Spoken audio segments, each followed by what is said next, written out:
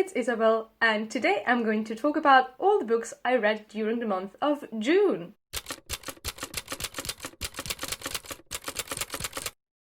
I managed to read a total of 7 books in June, which I'm quite happy with, and because it was Pride Month, most of them have LGBTQ+ characters in them. And that is also true for the first book that I read last month, which is The Empress of Salt and Fortune by Nghi. As I've already mentioned in my last video, The Empress of Salt and Fortune is a fantasy novella that is set in a world inspired by Imperial China, and it follows a storyteller who meets an old woman who was the handmaiden of the Empress of this empire. And what I loved so much about this novella is that it felt like a modern fairy tale. And the reason why I say modern is because many of the themes and topics that it contains feel very relevant for today. So, for example, it very much emphasizes the power of women and the power they have, especially if they band together and work together instead of against each other.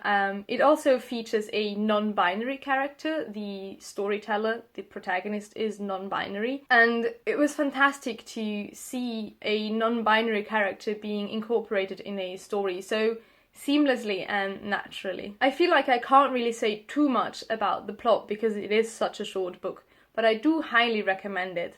And I gave it 5 stars, and I'm very much looking forward to how this series is going to continue. The next book I read was The Color Purple by Alice Walker, and this is a classic of Black literature, and it mainly follows 2 sisters, one of which is married to a very abusive husband, and the other one goes to Africa with a missionary family. And the book is written in letters. It starts off with the protagonist writing letters to God, and then later also writing letters to her sister, and then letters from the sisters to each other. And it focuses on the experiences of African American people during the early 1900s. It also explores the relationships between women. There are many women present in the book.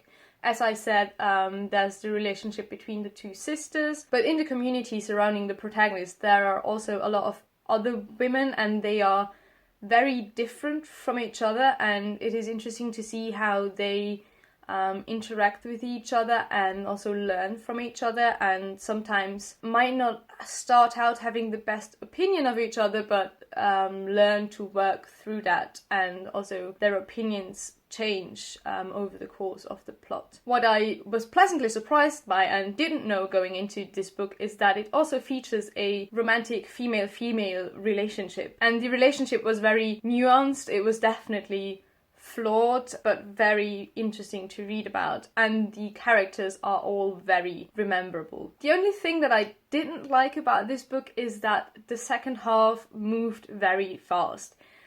Because we have these letters, they sometimes have a big time gap in between, and I felt like I missed out on some of the character development because we had such huge gaps in time between the letters and so many things happened, and I would have liked to see more of what was happening in between that I didn't get to see. And that is the reason why I only gave this book 4 stars instead of 5 stars. But nevertheless, I am very happy that I finally got around to reading this classic. The next book I read was rather uncharacteristic for my reading tastes, and it is Things a Bright Girl Can Do by Sally Nicholls. This book is set before and during the First World War, and it focuses on the suffragette movement.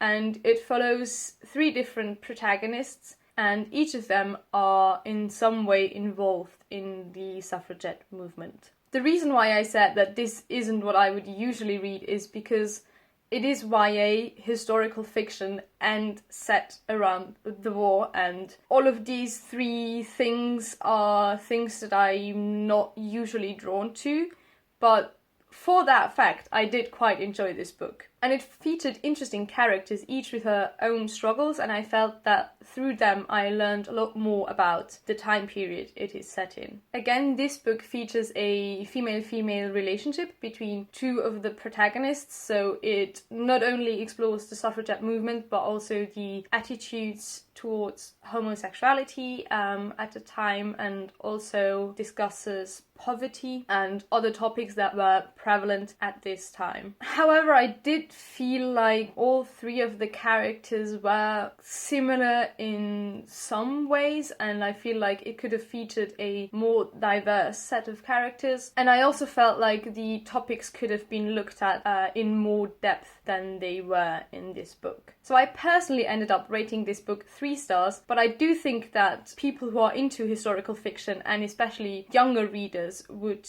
get a lot from this book. Then I read The Tradition by Jericho Brown, and this is a poetry collection. And Jericho Brown is a queer Black American poet, and his poems center a lot around that experience. And he certainly doesn't shy away from the harsh realities of that experience.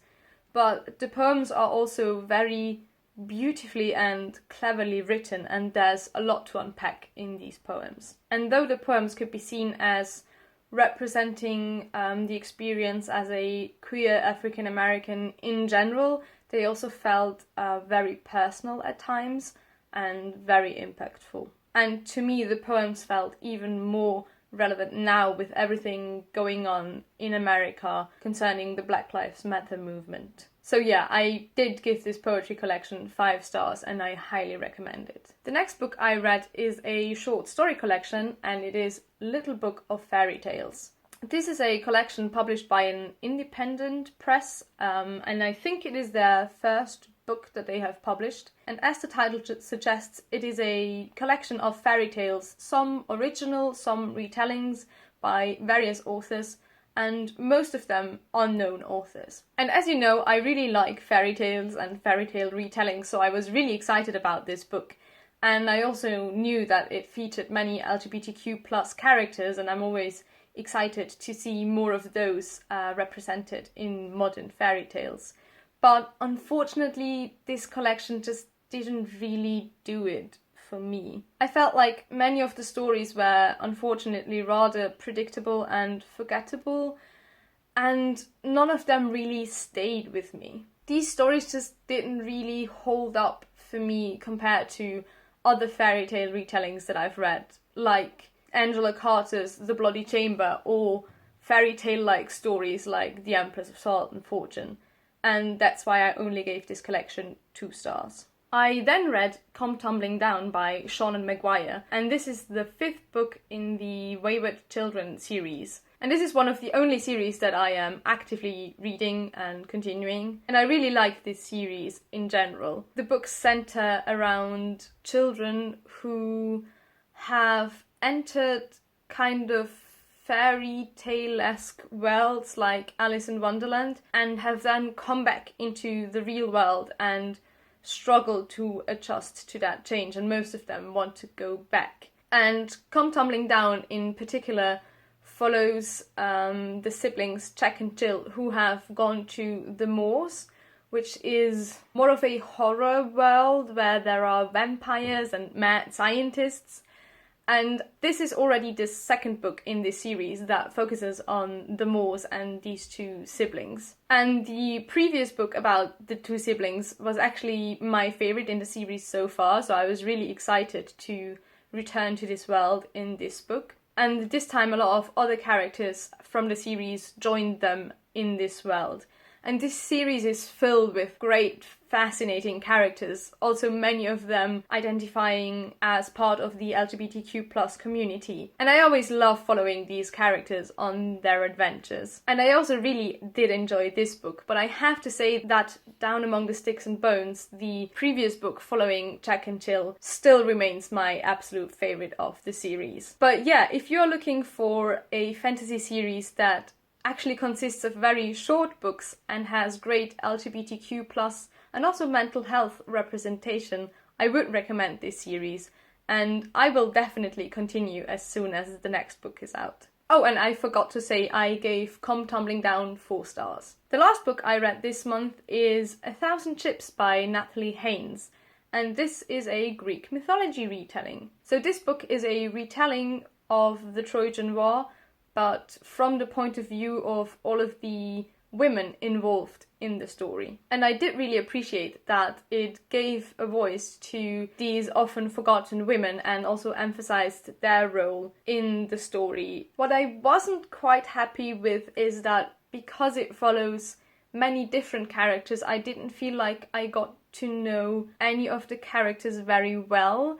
And I feel like it didn't have as big as an emotional impact on me as it could have had, because I didn't really identify with any of the characters because we were constantly switching between different characters' viewpoints. However, there was one character that I did really enjoy, and that is Calliope, the Muse, who had really short chapters every now and then in between. And she was kind of making the poet write the story the way she wanted it to be told. So this book definitely followed the trend that is kind of going on at the moment of retelling Greek mythology from the point of view of all the women involved. And it was by no means a bad book. I just don't feel like it really stood out amongst all of the other retellings that are around at the moment. But if you are into Greek mythology retellings and especially want to look for more retellings that focus on the women involved, this certainly is a great book, and I gave it 4 stars. Those were all the books I had to talk about today.